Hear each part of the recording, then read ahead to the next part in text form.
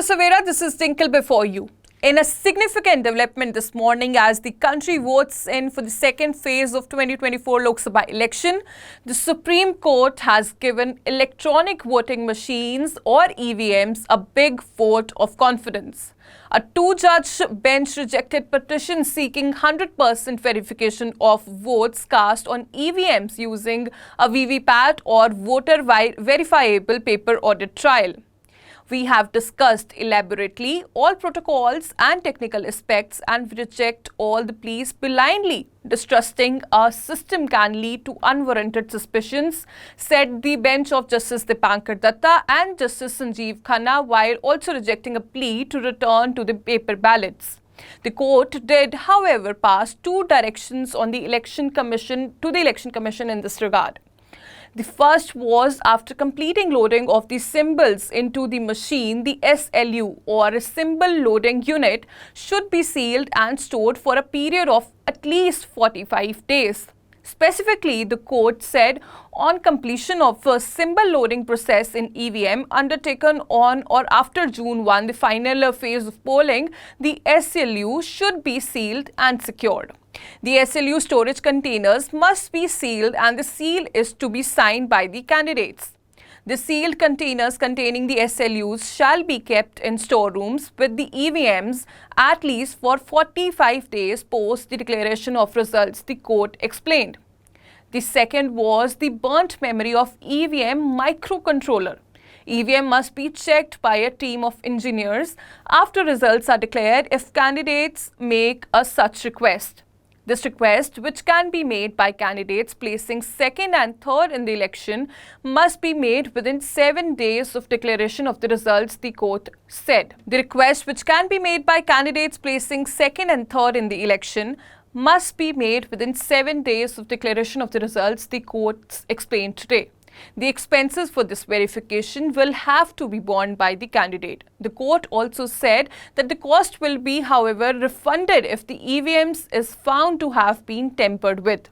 The Supreme Court also suggested the Election Commission explore the possibility of using a machine to count VVPAT slips. Currently, VVPAT slips of 5 randomly selected EVMs in every assembly segment are verified. The VVPA is an independent system attached to the EVM that allows voters to check if their votes were casted as they intended to. When a vote is casted, a slip is printed containing the serial number, name and symbol of the candidate, and this is shown to the voter behind a transparent screen for 7 seconds, after which the machine stores it in a sealed box. In the event of alleged discrepancies, the paper slips can be cross-checked after the votes are recorded electronically to see if the declared result is in fact valid. During the hearings, the poll panel explained that there is a 4 MB flash memory in each VVPAT machine which stores the party symbols. This unit or the SLU will be kept locked in the storerooms with the EVMs, the court said. Now let me explain you what an EVM unit looks like. An EVM has two units, the control unit and the voting unit. These are linked by a cable. The control unit with the polling officer, while the voting unit is kept where people cast their votes and is usually covered with all the sides for the privacy reasons. Each major component of the EVM has its own microchip. Each of the microchip is one-time programmable or masked chip which cannot be overwritten, meaning the preloaded software cannot be reprogrammed in any particular manner. Also, all the EVMs are standalone machines. They are not remotely via any network and are not connected to any external device. There is also no operating system or OS, and therefore absolutely no chance of programming EVMs to select a particular candidate or party. Now let's look back to the VVPAT case once. The bunch of petitions before the Supreme Court had sought a direction to cross-verify every vote casted on EVM with paper slips generated by the VVPAT system.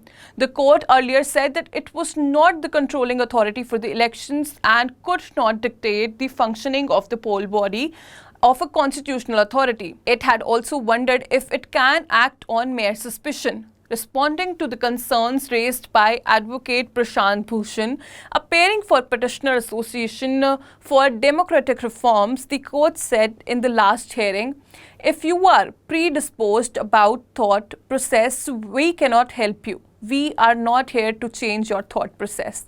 With this, the court gave out two major hearings today.